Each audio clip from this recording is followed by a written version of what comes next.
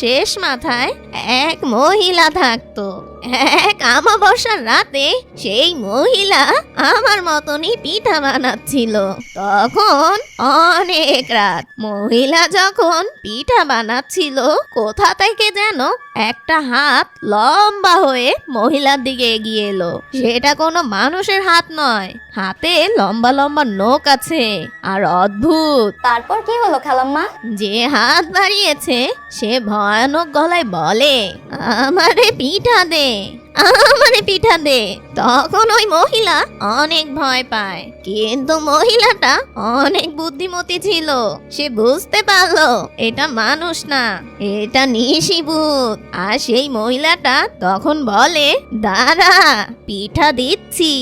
এ কথা বলেই মহিলা চুলার আগুনে লোহার খুন্তিটা গরম করে, আর তখনই সেই লোহার খুন্তিটা টপ করে সেই হাতে চেপে ধরলো।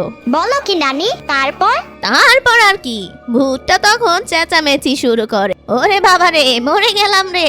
তখন ভূতটা এত জোরে চিৎকার দিল যে মনে হলো আসমান ভেঙে পড়লো। সেই রাতে আর কেউ কিছু দেখলো না, কিন্তু পরদিন সকালে উঠে সেই মহিলাটা দেখতে পায় তার রান্নাঘরের জানলার পাশে একটা মস্ত বড় কাক মরে পড়ে আছে।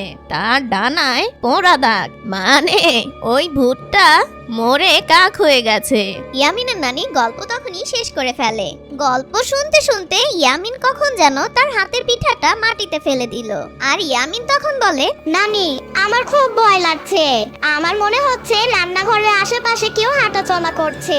আচ্ছা নানি, সত্যি করে বলো তো, ওই ভূতটা পুরোপুরি মরে গেছে নাকি ওর আত্মা এখনো ঘোরাফেরা করে? তখন শ্রাবণী এই সুযোগে ইয়ামিনকে ভয় দেখানোর জন্য বলে, কে জানে ইয়ামিন, হয়তোবা সেই ভূতটা পিঠার গন্ধ পেলেই চলে আসে। তুমি তো অনেক পিঠা খাইছো, তোমার গায়ে তো এখনো গুড়ের গন্ধ আছে। সেই গন্ধে যদি সেই ভূতটা চলে আসে। চুপ থাকবো সাম্বার বাচ্চা, ফালতু কথা বলবা না। আমার ভয় দেখাইতেছো, আম্মুর বইলা দেবো। ইয়ামিন অনেক ভয় পাচ্ছিল, কিন্তু ইয়ামিন পিঠার লোভ সামলাতে পারলো না। ইয়ামিন তখন ভয়ের চোটে আরো 2টা পিঠা খেয়ে ফেললো। ইয়ামিনের পেটটা তখন বেশ টান টান। ইয়ামিনের নানি তখন বলে, চলো সবাই এখন ঘরে যাই, অনেক রাত হয়ে গেল, এখন বাইরে থাকা ঠিক হবে না। এই বলে ওরা সবাই ঘরে চলে যায়। আর রান্নাঘরে সেই পিঠাটা মাটিতে পড়ে আছে, ঠিক এক অদৃশ্য